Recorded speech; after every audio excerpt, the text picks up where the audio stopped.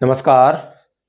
आप सभी का इस English with Pachauri sir channel पर स्वागत है। मैं रजनीश पचौरी आपके सामने उपस्थित हुआ हूं और एक नया चैप्टर लेकर आज एक नए चैप्टर के बारे में हम बात करने जा रहे हैं। और चैप्टर होगा दोस्तों, चैप्टर है प्रेजेंट कंटिन्यूअस टेंस।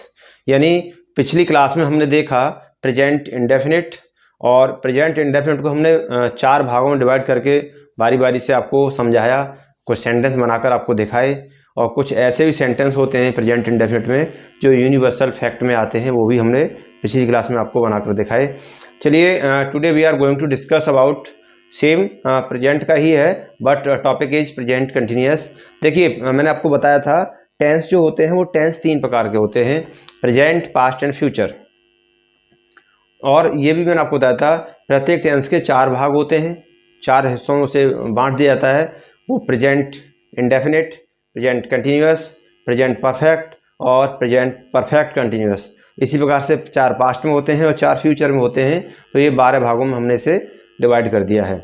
तो आज second part of the present का हम सेकंड पार्ट जो है, second topic, we can set second topic, उसकी हम बात करने जा रहे हैं। और टॉपिक इज प्रेजेंट कंटिन्यूअस, जिससे हम we can say progressive tense, उसे हम प्रोग्रेसिव भी कह सकते हैं। वैसे ऊपर लिखा हुआ है प्रेजेंट कंटिन्यूअस टेंस या प्रोग्रेसिव टेंस। प्रोग्रेसिव का मतलब काम का जारी रहना, आगे बढ़ना, लगातार चलना, उसे कहते हैं प्रोग्रेसिव। प्रोग्रेस कहते हैं ना, प्रोग्रेस का मतलब आगे बढ़ते रहना। तो काम का चलना, तो यहाँ पर काम का चलना है, चलना पाया जा रहा है। तो देखेंगे आज हम बात करेंगे इसकी। और रूल है, देखिए सबसे पहले पहचान देखेंगे, वाक्यों की क्रिया के अंत में रहा है, रही है, रहे हैं, रहा हूं आदि, यानी ऐसे कोई भी वाक्य जिनके अंत में रहा है, रही है, रहे हूं, रहा हूं, जो भी शब्द इस प्रकार के आ जाते हैं वो प्रेजेंट कंटिन्यूअस होता है। और इसके साथ साथ हम बात करते हैं, ये काम पूरा नहीं होता, जिसे अपूर्ण वर्तमान काल कह सकते हैं। हिंदी में प्रेजेंट कंटिन्यूअस को हम कहना चाहें तो अपूर्ण वर्तमान काल कह सकते हैं, क्योंकि रहा है यानी कर रहा है, इसका मतलब काम पूरा नहीं हुआ है, काम अभी अधूरा है, काम चल रहा है, प्रोग्रेस में है, काम पूरा नहीं हुआ है। जैसे एक वाक्य आप बोल देते हैं, मम्मी खाना बना रही हैं, तो रहा है, रही है, मम्मी बना रही हैं, तो इसमें भी तो रही है आ गया। तो इसका मतलब मम्मी खाना बना रही हैं, खाना अभी कंप्लीट बना नहीं है, काम पूरा नहीं हुआ, काम प्रोग्रेस में है। और प्रोग्रेस में जब है तो बोल देते हैं वर्क इन प्रोग्रेस, तो काम लगातार जारी है, पूरा नहीं हुआ है। भाई टहल रहा है, तो इसका मतलब टहलने का काम जो है भाई के द्वारा वो लगातार जारी है, वो पूरा नहीं हुआ है। तो इस प्रकार के जो वाक्य होते हैं जिनके अंत में रहा है, रही है, रहे हैं आदि शब्द आते हैं, और समय भी नहीं दिया होता, ये भी ध्यान रखें। ऐसा ना हो कि रहा है, रही है, रहे हैं आते हैं और समय दिया हुआ है, तो वो आगे चल के मैं आपको समझाऊंगा। फिलहाल आप ये ध्यान रखें, प्रेजेंट कंटिन्यूअस टेंस के जो वाक्य होते हैं जिनमें रहा है, रही है आता है और समय भी नहीं दिया होता है कि काम किस समय से चल रहा है या किस समय तक चल रहा है, ऐसा यानी समय की कोई बात नहीं की जाती है। इस प्रकार के जो टेंस होते हैं या सेंटेंस होते हैं उनमें। तो चलिए देखते हैं। और मैंने ये on that day I just made this diagram, मैंने उस दिन भी ये डायग्राम बनाया था और आपको समझाया था what is first person, second person and third person, singular and plural, all the things I told you, सब कुछ बताया था। तो देखेंगे पर्सन में first person, second person, third person, singular में आई, यू और ही, सी, इट या किसी का नाम, ये मैंने आपको उसने समझाया था, ये सभी सिंगुलर होते हैं। और प्लूरल में जो होते हैं वी, यू, दे या द बॉयज, द गर्ल्स, इस प्रकार से शब्द आ जाते हैं, वो आपके प्लूरल बन जाते हैं, है ना। These boys, these girls, those boys, तो इस प्रकार से जो बन जाते हैं वो प्लूरल में आ जाते हैं। फिर तो देखेंगे सिंगुलर में क्या क्या है, आई सिंगुलर होता है, यू सिंगुलर होता है और ये सब सिंगुलर होते हैं। लेकिन हम आगे चल के इसकी पहचान देखेंगे।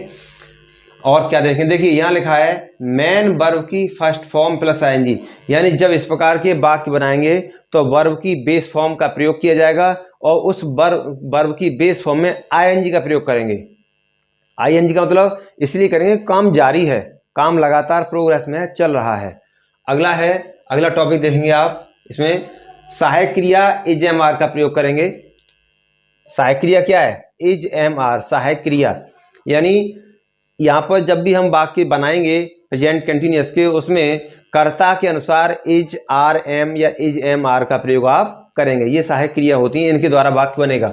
अगला है पॉइंट है सिंगुलर सब्जेक्ट के साथ इज का प्रयोग करेंगे, आई और यू को छोड़कर।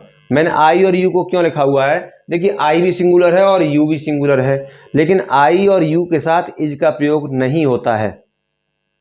और बाकी क्या कह रहा है, सिंगुलर सब्जेक्ट के साथ इज का प्रयोग, यानी जो सिंगुलर सब्जेक्ट हैं यही तो सिंगुलर हैं। ये जो लिखे हुए हैं इसमें लाइन में ये सब सिंगुलर हैं, लेकिन उनमें से क्या कह रहा है, आई और यू को छोड़कर, यानी आई और यू सिंगुलर तो हैं लेकिन इनके साथ इज का प्रयोग नहीं होगा। तो सिंगुलर और कौन बचे, ही बचा, सी बची, इट या किसी का नाम या किसी का रिलेशन, पिछली क्लास में मैंने आपको समझा दिया है। तो ये सभी सिंगुलर में आ गए। तो ये है तो सभी सिंगुलर, लेकिन आई और यू के साथ हम इज का प्रयोग नहीं करेंगे, ये कहना चाह रहा है। अगला है प्लूरल सब्जेक्ट के साथ आर का प्रयोग करेंगे। देखिए प्लूरल ये लिखे हुए हैं, जैसे वी है, यू इधर भी लिखा हुआ है, तो यू सिंगुलर भी होता है और यू प्लूरल भी होता है, लेकिन सिंगुलर हो या प्लूरल हो यू के साथ आर ही आएगा, इज नहीं आएगा। यू सिंगुलर वाला हो या यू प्लूरल वाला हो, आर का ही प्रयोग करेंगे। और पहली बात तो ये है कि जब वाक्य बनाएंगे यू से तो आप पहचान नहीं पाएंगे कि वाक्य सिंगुलर है यू या प्लूरल है। दूसरा, ये आपके सब प्लूरल होते हैं, they, the boys, the girls, these girls, those girls, इस प्रकार से ये सब प्लूरल होते हैं। तो प्लूरल सब्जेक्ट के साथ हम आर का प्रयोग करेंगे और प्लस में ये वाला जो सिंगुलर है यू, इसके साथ भी आर आएगा। बाकी ये जो सिंगुलर है इसका इज का प्रयोग करेंगे। अब बचा ये, इसकी बात करते हैं। देखो लिखा हुआ है आई के साथ एम का प्रयोग करेंगे। केवल ये एक ऐसा है शब्द आई, ये कर्ता एक ऐसा है ये वाला, इसके साथ केवल एम का प्रयोग होगा, आई के साथ एम और बाकी यू के साथ और इनके साथ आर और इसके साथ इज, ये है, ये हो गया। उसके बाद देखेंगे अफर्मेटिव सेंटेंस। अब अफर्मेटिव सेंटेंस हम बनाएंगे तो सबसे पहले रूल देखेंगे। रूल क्या है, देखिए सब्जेक्ट यानी कर्ता, कर्ता को we can say doer also, in other word हम दो शब्दों में कर्ता को डूअर भी कह सकते हैं, डूअर मीन्स करने वाला। उसके बाद helping verb is, am, are, किसके अनुसार, कर्ता के अनुसार, कर्ता के अनुसार। यदि आई है तो एम और इनमें से कोई सिंगुलर है तो इज और इसे मिलाकर इनमें से कोई प्लूरल है तो आर का प्रयोग करेंगे। उसके बाद में V1 यानी वर्ब की बेस फॉर्म, और वर्ब की बेस फॉर्म में फिर ING का प्रयोग करेंगे। उसके बाद ऑब्जेक्ट लगाएंगे और उसके बाद में अदर वर्ड जो भी होगा कंप्लीमेंट में जो भी आ जाएगा वो लगाएंगे। तो देखेंगे पहला वाक्य है माताजी रामायण पढ़ रही हैं। अब देखिए यहाँ रिलेशन आ गया और पिछली क्लास को याद करें, या किसी का नाम हो या रिलेशन। अब ये माताजी, इसका मतलब हमारी माँ की बात चल रही है, तो माँ तो हमारा रिलेशन ही तो हो गया, लेकिन माताजी एक हैं, तो माताजी एक हैं तो हम बनाएंगे मदर, है ना। माताजी कितनी है, एक हैं तो सिंगुलर हैं। यदि एक हैं तो सिंगुलर हैं और सिंगुलर हैं तो हम इसका प्रयोग करेंगे। माताजी हो गई यहाँ पर सब्जेक्ट, क्योंकि रामायण पढ़ने का माताजी कर रही हैं, तो माताजी सब्जेक्ट सिंगुलर है तो इज का प्रयोग होंगे, मदर इज। अब क्या है V1, तो यहाँ V1 क्या है, पढ़ रही हैं, पढ़ रही हैं, ये V1 है। तो पढ़ना क्या होता है, read, mother is reading, mother is reading. क्या पढ़ रही हैं, रामायण, तो रामायण आपका ऑब्जेक्ट में आ जाएगा, तो आप लगा देंगे द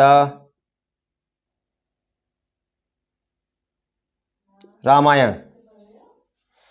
अब आप सोच रहे होंगे यहाँ पर मैंने आर बड़े से क्यों किया है। यदि यहाँ पर किसी भी पुस्तक का, धार्मिक पुस्तक कोई भी होती है तो उससे पहले हम उसके और कैपिटल लेटर पहला अक्षर होता है, या बीच में वाक्य में किसी भी नाउन की बात आ जाती है तो उस नाउन को जैसे प्रॉपर नाउन होता है तो हम उसको उसका पहला अक्षर कैपिटल लेके चलते हैं। दूसरा है ये लड़कियां गीत गा रही हैं। ये लड़कियां, देखो आ गया गर्ल्स, यानी लड़कियां, एक लड़की नहीं है, कई सारी लड़कियां हैं, तो कई है इसका मतलब द गर्ल्स। तो ये लड़कियां, तो ये के लिए हम दीज का प्रयोग करेंगे, क्योंकि दीज हम कहाँ लगाते हैं, जहां पर एक से ज्यादा हो, पास में हो और एक से ज्यादा हो वहां दीज लगाते हैं, और पास में हो एक हो तो दिस लगाते हैं। पास में हो जैसे यह एक, ये एक मार्कर है तो दिस इज, और यहाँ पर 2-4 मार्कर हो जाता तो फिर दीज मार्कर्स हो जाता, ऐसे ही है।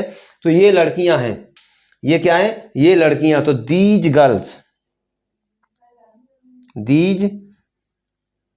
These girls. अब देखिए ये किस में आ रही हैं, प्लूरल में, प्लूरल में आ रही हैं तो क्या लगाएंगे, आर, तो दीज गर्ल्स आर। अब क्या कर रही हैं लड़कियां, गीत गा रही हैं, तो पहले वर्ब लगाएंगे V1, दीज गर्ल्स आर सिंग, और सिंग में क्या लगाएंगे ING, तो क्या बन जाएगा singing, these girls are singing क्या, सॉन्ग्स, सिंगिंग द सॉन्ग्स, ये बन गया, सॉन्ग्स आपका ऑब्जेक्ट में आ गया अदर वर्ड में। अगला है तुम अपना कार्य कर रहे हो। देखिए अब तुम ये हो या ये वाला हो, आर आना है, तो तुम मतलब यू के साथ हम क्या लगाएंगे आर, मैंने अभी आपको समझा दिया, यू के साथ क्या लगाएंगे are, you are doing, B1 ING, B1 में डू मिस करना होता है, उसमें आ जाएगा तो डूइंग बन जाएगा, डूइंग। अपना काम, अपने के लिए आप यू के साथ क्या लगाएंगे योर, और काम के लिए आप लगाएंगे work, you are doing your work. ठीक, अगला है वह क्रिकेट खेल रहा है। वह कौन है, रहा है इसका मतलब ही है, तो ही, और ही है तो फिर क्या लगाएंगे इज, सिंगुलर है देख रहे हैं आप, तो ही इज। उसके बाद में क्या है V1, V1 क्या है यहाँ पर खेल रहा, तो प्ले,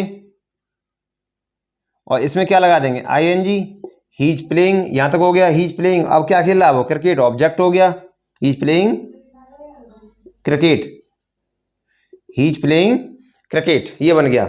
अगला है मैं आम खा रहा हूं।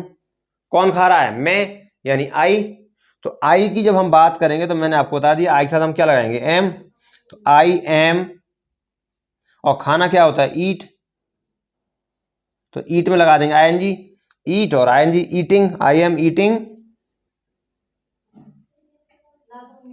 यदि एक आम है तो मैंगो, और एक से ज्यादा है तो मैंगोज। तो इस प्रकार से आई एम ईटिंग मैंगो, यदि एक आम खा रहे हैं तो आप मैंगो बोल दें, और एक से ज्यादा खा रहे हैं तो मैंगोज बोल दें। तो इस प्रकार से आप बना सकते हैं। बाकी ये प्रेजेंट कंटिन्यूअस का अफर्मेटिव का पार्ट हमने अभी कंप्लीट किया, और एक बार फिर बोल देता हूं, आई के साथ केवल एम, और यू सिंगुलर हो या प्लूरल हो आर ही आएगा, और इन सब के साथ आर आएगा, और ये जो लिखे हुए हैं इनके साथ इज आएगा। किसी का नाम हो लेकिन नाम एक वाक्य में एक ही व्यक्ति का हो, रिलेशन हो तो रिलेशन एक ही हो, जैसे आ गया माताजी, तो माताजी यहाँ एक हैं, 50 माताजी की बात नहीं हो रही है, तो इस प्रकार के रिलेशन का वर्ड आ जाता है तब भी इज लगा सकते हैं हम। लेकिन रिलेशन का वर्ड मैंने आपको, पेरेंट्स शब्द ना हो, पेरेंट्स, पेरेंट्स मीन्स माता पिता दोनों हो जाते हैं, वो भी तो रिलेशन में आ जाता है, तो वहां हम फिर नहीं लगाएंगे, वहां आर का प्रयोग करेंगे। तो इस प्रकार से, और दे आ जाए, बे, जैसे बे जा रहे हैं, बे जा रहे हैं, मैंने ऐसे बोल दिया बे जा रहे हैं, तो क्या बनेंगे दे। अब बे जब प्लूरल है तो आर आएगा, दे आर, और जाना क्या होता है गो, तो गो में क्या लगा देंगे ING, दे आर गोइंग, बे जा रहे हैं। ये तो मैंने ओरल बना के दिखा दिया तुम्हें, ऐसे ही लिखा नहीं है, मतलब हिंदी का नहीं लिखा, इंग्लिश में बना के दिखा दिया है, बे जा रहे हैं, दे आर गोइंग। तो इस प्रकार से ये वाक्य आपके प्रेजेंट कंटिन्यूअस के होते हैं, जिनका प्रयोग हम प्रेजेंट कंटिन्यूअस में करते हैं और बनाते हैं। तो ये आप अपनी तरीके से नोट्स बना लें, ये सारे पॉइंट लिखें, और फिर इस प्रकार के वाक्य यदि आपके सामने आते हैं तो कोई कन्फ्यूजन नहीं होगा। बस ध्यान रखें rule, subject, according to subject we will use is MR, and after that B1 plus ING plus object plus complement, this is called affirmative positive. चलिए, तो आज के लिए इतना काफ़ी है। वीडियो आपको अच्छा लगे तो आप एक बार इसे सब्सक्राइब और शेयर जरूर करें, अदर बच्चों तक पहुँचे। देखिए फालतू की वीडियो हम बहुत इधर उधर शेयर करते हैं, तो ये तो काम की वीडियो है, किसी का भला होगा, अच्छी बात है। चलिए, तो आज के लिए इतना काफ़ी है, अगले टॉपिक के साथ फिर मुलाकात करेंगे, तब तक के लिए विदा लेते हैं, नमस्कार।